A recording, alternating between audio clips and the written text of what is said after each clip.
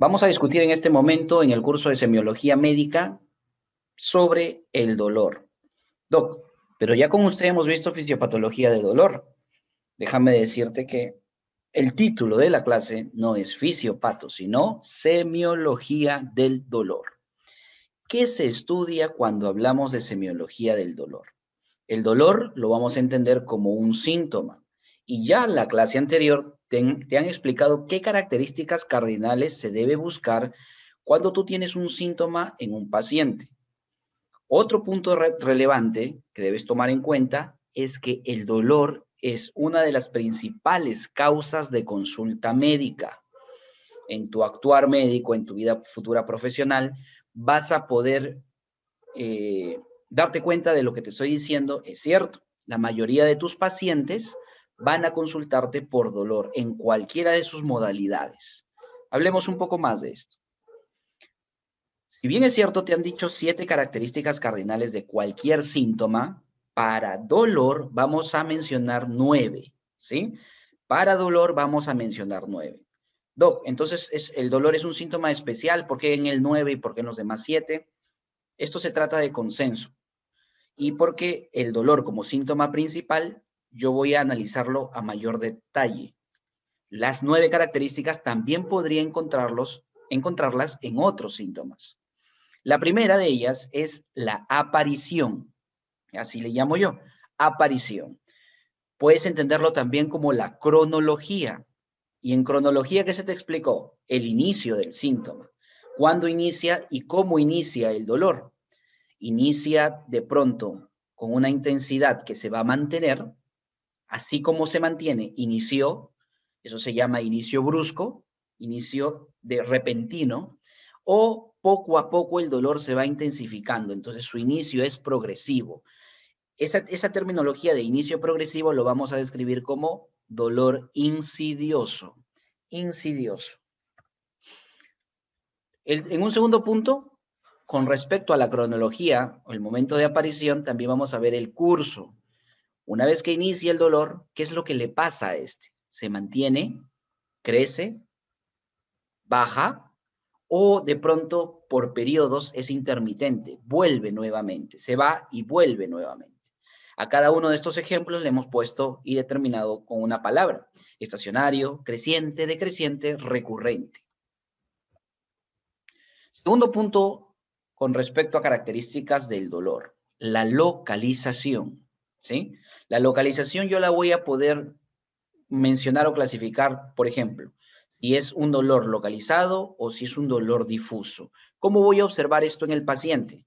Cuando yo le pida al paciente que me señale la zona que le duele y el paciente se señala varios segmentos, varias regiones del cuerpo, o no es capaz de identificar con un solo dedo un punto de lugar donde hay mayor dolor, decimos que el dolor es difuso. El paciente normalmente en dolores de abdomen me duele. ¿Dónde le duele, señor? En todo el abdomen. ¿Pero dónde le duele más? No, todo me duele. ¿Sí? Por aquí abajo, pero también por acá a la derecha. Es un dolor difuso.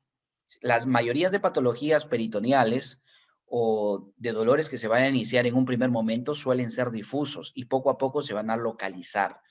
Una colecistitis, una apendicitis, suelen empezar con dolores difusos, se empieza a localizar en el epigastrio y luego ya va a tener una localización un poco más específica, ¿sí? Diferencia de localizado y difuso, por favor. Superficial y profundo. Señor, ¿le duele y ese dolor es cercano a la piel o siente como si el dolor fuera en la profundidad, por dentro? No te dice, no, doctor, es como si el dolor estuviera acá nomás, abajo de la piel. Eso es un dolor superficial. Lo contrario sería un dolor profundo. En cuanto a la irradiación, y hay que tener en cuenta este nombrecito. Aquí deberíamos colocar los diversos tipos o formas por las cuales un dolor va a ir a otro lugar. Iniciando en un punto, localizándose en un punto, termina yendo hacia otro lugar. Eso es lo que deberíamos haber colocado aquí. Los diferentes lugares a donde puede ir un dolor. El término correcto no es irradiación. ¿Por qué? Porque la forma como un dolor puede ir a otro lugar puede ser por irradiación, porque el dolor se refirió o porque el dolor se reflejó. ¿Sí? Apunta a ello. Se irradió, se refirió o se reflejó. Un dolor irradiado es un dolor, un ejemplo clásico que te ponen los libros, es la ciática. Cuando tú tienes una inflamación por de pronto, una artrosis a nivel de la columna lumbar o lumbosacra y daño del nervio ciático, de las raíces del nervio ciático, vas a tener un dolor primero en la zona lumbar sacra del respectivo lado, derecha o izquierda, y poco a poco ese dolor va a ir hacia los glúteos y va a ir hacia el muslo, la región posterior, incluso se puede proyectar hacia la pierna. El dolor poco a poco se ha movido, ¿sí? A eso se llama irradiación. La irradiación respeta un dermatoma. La irradiación tiene que ver con daño o lesión de un nervio, daño o lesión o irritación de un nervio. Por eso es que la zona a donde se va o por donde se mueve el dolor respeta la trayectoria de este nervio, respeta el dermatoma. ¿Quedó claro? Eso es irradiación. El dolor se ha irradiado. Un dolor referido son los ejemplos que aquí te coloco en pantalla. La mayoría de ejemplos son de vísceras. Las vísceras tienen inervación y la inervación dolorosa se da gracias a nervios de naturaleza simpática. Estos nervios que llevan información dolorosa visceral van a confluir de alguna manera, llegar al sistema nervioso central a un determinado segmento medular. Y en ese segmento medular van a iniciar y provocar la señal que va a ir a ascender hacia la corteza, hacia la zona encefálica, llevando esa información. Entonces, un segmento medular está siendo estimulado por información dolorosa de tipo visceral. Pero ese segmento medular también llegan nervios somáticos de otros lugares. Entonces, cuando sucede ello, de que una víscera está sufriendo un proceso de daño tisular o un proceso irritativo, genera información dolorosa y como al segmento que llega está relacionado con un nervio somático que también llega en ese segmento, va a ocasionarse un dolor en la región o el dermatoma de ese nervio somático. ¿Por qué cuando tú tienes un daño, una isquemia en corazón, te duele la piel de todo la región medial, tanto de brazo y antebrazo, de izquierda? ¿Por qué te duele la parte del cuello, la parte del pecho y por porción de espalda de la región izquierda? ¿Por qué? ¿Qué tiene que ver? Eso es un dolor referido, ¿sí? Un dolor referido. Es decir, las terminales somáticas que llegan a estos lugares de piel, a estos dermatomas, están conectadas con los mismos segmentos medulares a donde llega esa información dolorosa de la víscera. Esto es por explicación de origen embriológico o embrioanatómico, ¿sí? Eso es un dolor referido. Y un dolor reflejo es un dolor que se origina por las condiciones de adaptación que tiene el cuerpo con respecto al primer dolor. ¿Qué pasa si tú tienes un esguince de tobillo? O, por ejemplo, te caes y tienes una lesión a nivel de la cadera, una fractura de fémur, ¿sí? Una fractura de fémur. Si no tienes un adecuado tratamiento, tanto como indicaciones en estilo de vida, que tienes que usar muletas, que tienes que adaptar mientras estés utilizando el equipo de férula o yeso que te han colocado para curar tu fractura, si no llevas las indicaciones correctas de la nueva forma de caminar, el cómo hacerlo con las muletas, y dices, no, yo puedo simplemente caminar sin muletas, arrastro mi pie y cargo de fuerza a mi otra extremidad, pues va a generarse, producto de esa adaptación, una sobrecarga de la musculatura a nivel del miembro inferior contrario y provocarte un dolor por contractura. Ese segundo dolor es un dolor reflejo, ¿sí? Dolor reflejo. Muy bien, son los mecanismos entonces por los que un dolor pasa a otra zona. Irradiación se refiere o se refleja. Carácter. ¿Qué es el carácter? Entendido en clase anterior como calidad, es decir, ¿cómo? Sería la pregunta. ¿Cómo es este dolor? Y al cómo es, el paciente me va a contar en sus palabras cómo es su dolor. Yo tengo que traducir ello para colocarlo, porque en medicina utilizamos el argot médico o la terminología médica. Vamos a ver ejemplos. El paciente dice, es como si me acuchillaran, doc. Tengo un dolor como si me acuchillaran. Ese dolor, ¿cómo yo lo voy a apuntar? ¿Como si lo acuchillaran? No, yo voy a colocar dolor tipo lancinante.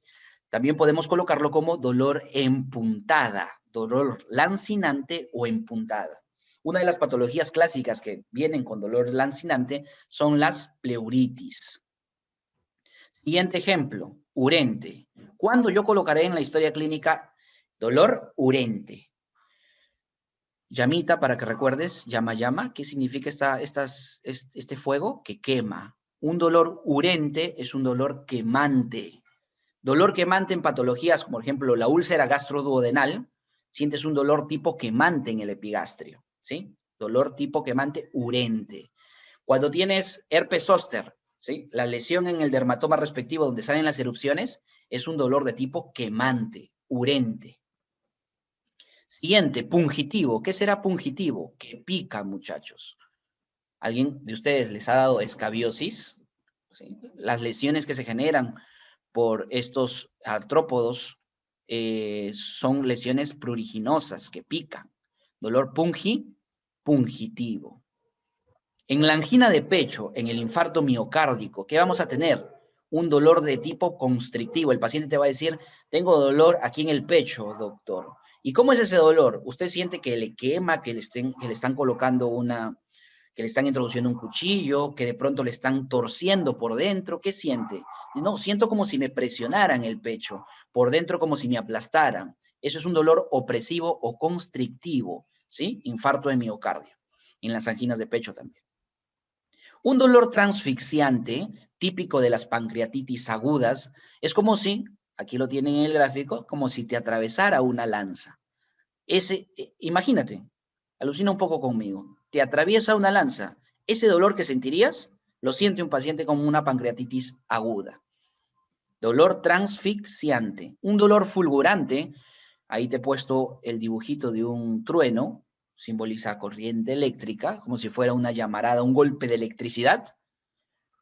¿En qué patologías, Doc, vemos esto? En las polineuritis. En las polineuritis vemos, o neuritis también, vemos estos dolores llamados fulgurantes. Dolor terebrante, también conocido como taladrante, por eso te he puesto el taladro. Este dolor, como si te estuvieran taladrando el cuerpo, básicamente se siente cuando tú tienes una lesión a nivel, o una lesión en los dientes, una odontalgia, un dolor de dientes o de encías. Cólico. El dolor tipo cólico lo podrías entender como retorcijón, ¿sí?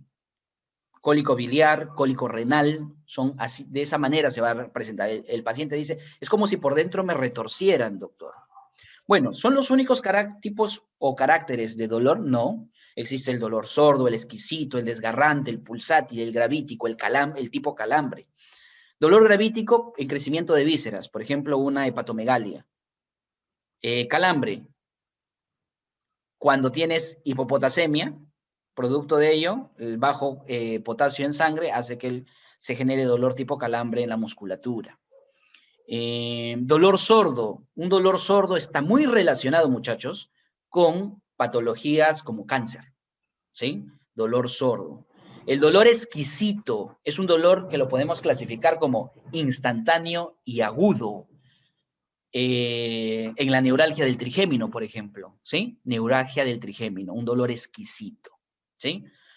Un dolor sordo es un dolor de escasa intensidad, pero es prolongado, lo hemos dicho, relacionado a neoplasias, de escasa intensidad, pero muy prolongado. Muy bien, pasemos a concomitantes. ¿A qué vamos a llamar concomitantes? En otras palabras, sería síntomas asociados. El dolor puede estar asociado con náuseas, puede estar asociado con fiebre, puede estar asociado a sudoración o asociado a fatiga o a un conjunto de ellos, tanto de los que he mencionado como otros síntomas. Siempre, cada vez que tengamos un síntoma, hay que ver si solamente se presenta él o con qué está asociado. Cuando se presenta el dolor, ¿qué también viene con el dolor? Eso significa asociado, ¿sí? al momento del dolor, ¿qué también viene con él? Intensidad. La intensidad del dolor, ¿cómo la vamos a evaluar si es algo subjetivo, doc? Si bien es cierto, este es un síntoma y por ende el paciente nos va a referir, tengo mucho dolor, tengo poco dolor o no siento casi nada. La intensidad tenemos que objetivizarla. De algún u otro modo tenemos que tener una herramienta para hacerla objetiva.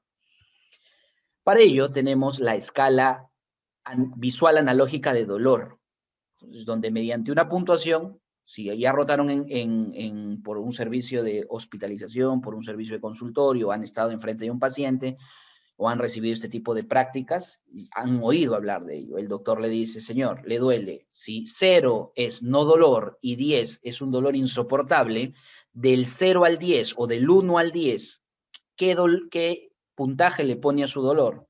Y el paciente te va a referir, ¿no? Si tú le das y le explicas adecuadamente ello. Ahora, dependiendo del nivel de estudio que tenga el paciente, podrías utilizar, de pronto algunos no pueden entender lo que tú has explicado, podrías utilizar la escala visual, o sea, con caritas. Si estas son las caritas, señor, que representan a su dolor, ¿cómo se siente usted? ¿Cuál cree que refleja mejor su dolor? Y entonces el paciente te puede señalar cualquiera de esas caritas. Atenuación. Recuerden que así como hay síntomas que agravan, acciones que agravan un síntoma, también pueden haber los que lo atenúan, ¿sí? Atenuantes del dolor, factores que alivian, sería uno de ellos, los vamos a dividir así, factores que alivian o atenúan el dolor, conocido también como factores paliativos. Si tiene un paciente una coxartrosis, tiene un dolor a nivel de la cadera, ¿cuándo se va a aliviar? ¿Cuál sería la acción que lo atenúa? El hecho de que deje de caminar. Entonces, si reposa, eso sería un factor atenuante, porque va a aliviar y va a mejorar, va a disminuir su dolor. Posición antálgica también tiene que ver con atenuación. Si un paciente tiene un dolor y adquiere una posición para disminuir este dolor, a eso se llama posición antálgica. Los ejemplos ya han sido explicados en la clase de ectoscopía, posición y actitud. Revisa la clase. Agravamiento.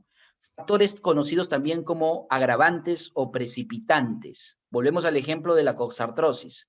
Si un factor que lo atenúa era reposar, ¿qué pasa si el paciente no te hace caso y camina, se va a Gamarra, se va a comprar, hace su vida como si no tuviera nada? ¿Qué va a suceder? El dolor va a volver. Entonces eso sería un factor agravante. Incluso se puede intensificar.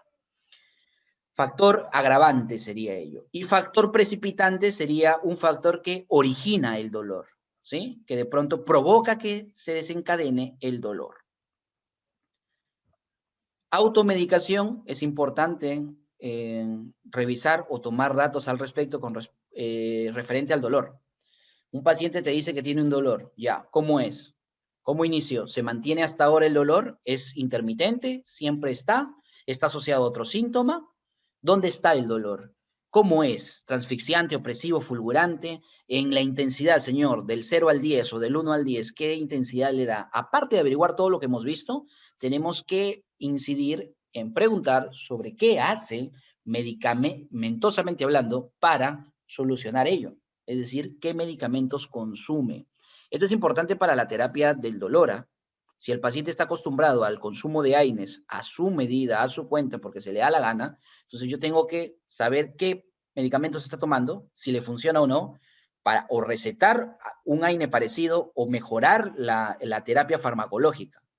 Si no averiguo, muchas veces nosotros asumimos de que el paciente no está tomando nada, le receto, pero ya señor, con esto se le va a calmar, le doy su paracetamol, su ibuprofeno y listo. El paciente va a recibir la receta, va a quedar calladito probablemente, sale y va a decir, va, si esto tomo a cada rato, que me duele. O sea, el doctor no ha hecho nada por mí, me da lo mismo que tomo. Siempre es bueno averiguar sobre la automedicación. ¿Bien? ¿Qué medicamentos está consumiendo? Ahora, terminología, a utilizar terminología médica en cuanto a dolor. Tenemos que tener la clara definición de disestesia, de parestesia. Dos términos que en un primer momento los vamos a definir. Disestesia es una sensación anormal desagradable en ausencia de estímulo, ¿sí? En ausencia de estímulo. Y ojo que cuando digo sensación anormal, no solamente me estoy refiriendo a dolor, puede ser simplemente una sensación de tacto, una sensación de calor, una sensación de frío, ¿sí? No está dando exclusivamente o refiriéndose a dolor, ¿sí? Sensación nada más. Parestesia, utilizada como hormigueo en algunas literaturas, pero la definición correcta es quemazón. Las parestesias son quemazón, ¿sí? ¿Que puedes utilizarlo como hormigueo? Sí, pero hay una división ahí entre la terminología. Hipoestesia, ¿qué es el prefijo hipo? Bajo, estesia es sensación. Entonces, esto es una sensibilidad disminuida al tacto. Sensibilidad disminuida al tacto. ¿Qué sería lo contrario? Hiperestesia. La hiperestesia sería una sensibilidad aumentada. ¿Te acuerdas que alguien te dictó, un docente te dictó, aquí en Notrero, la clase de fisiopatología de dolor? Te habló de sensibilización. ¿Cómo se llama la sustancia que provoca la sensibilización tras daño tisular, provocado por las mismas fibras que conducen el dolor? La sustancia P. Muy bien, la sustancia P. Cuando hay una sensibilización, la zona afectada sufre lo que llamamos hiperestesia. Eso que cuando tú tocas esa zona afectada, provoca dolor. Entonces, ¿por qué? Porque la sensibilidad está aumentada. Eso es hiperestesia. Que alodinia se podría confundir, ¿no? En ambos pacientes, tú haces un estímulo que normalmente no es doloroso, como simplemente tocarlo suavemente, y el paciente puede sentir dolor. Entonces, tanto en hiperestesia como en alodinia, el paciente siente dolor con un estímulo no doloroso. Pero como hemos explicado en la hiperestesia, es porque la sensibilidad está aumentada. Porque la sensibilidad está aumentada. En la alodinia no, ¿sí? En la alodinia no hay sensibilidad aumentada, sino hay un problema a nivel de la ruta del dolor, de la vía. En ambos podemos acordarnos con esta frase, ¿no? Apenas te toco y ya te estás quejando, o sea, te toco un poquito y tú ya estás diciendo que te duele, ¿sí? En ambos se puede concordar esta frase. Sin embargo, hay que ver la diferencia. En la hiperestesia el dolor, recuerda, es por una sensibilidad aumentada y aparte de ello, hay un daño previo, hay un daño tisular previo. En un juanete, uñero, como lo conozcas en tu país, hay un tejido que está lesionándose. Hay una sensibilidad aumentada por liberación de sustancia P. Tú toca ese dedito, tócalo, vas a ver cómo el paciente va a gritar o va a decir por lo menos au. ¿Por qué? Porque está sufriendo una hiperestesia. Hay un daño tisular. En cambio, en la alodinia no existe ese daño tisular. El estímulo es el mismo, es un estímulo no doloroso y no hay daño tisular y el paciente, sin embargo, tocándolo, siente dolor. Eso es alodinia. Dos términos más, hiperalgesia e hiperpatía. Frase que nos va a hacer recordar, no exageres, ni que fuera para tanto, ¿sí? Te doy un estímulo doloroso. De pronto, un peringo. Aquí no sé si lo conocerás en tu país qué es peringo. Chicote, de pronto, no sé. Provocas un estímulo, un cocacho, un golpe pequeño de intensidad moderada. Provocas un estímulo de intensidad moderada que sí o sí va a provocar dolor, pero no es para tanto. El paciente responde exageradamente a ello. Eso es hiperalgesia e hiperpatía. Pero ¿cuál es la diferencia? En ambos hay una respuesta exagerada. En ambos el paciente va a sobreestimar el estímulo. En el primero, el dolor es exagerado. Pues, con un golpe moderado, el paciente grita, ¡ah! Incluso puede hasta llorar. ¿Sí? Ese es un dolor exagerado por un estímulo doloroso. El ejemplo que te he traído aquí es una vacunación. Entonces, en el acto de una vacunación, obviamente que te introduzcan una aguja es un estímulo doloroso, pero no es para tanto como para que tú estés gritando o incluso llorando por simplemente que te inyecten una vacuna. ¿Sí? Eso sería hiperalgesia. Ahora, si el paciente, adicionalmente a mostrar un dolor exagerado, tiene una reacción, es decir, reacción entendida como movimiento, movimiento.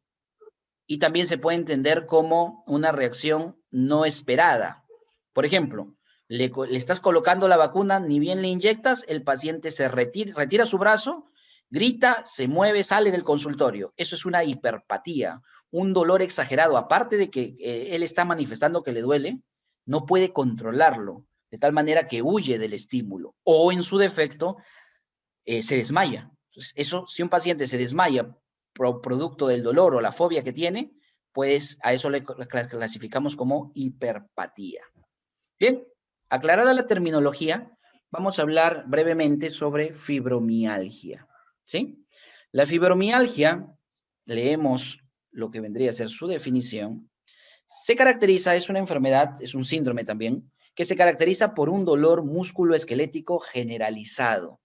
Este dolor es acompañado de otros síntomas somáticos, que usualmente son la fatiga y trastornos del sueño, así como trastornos cognitivos y psiquiátricos.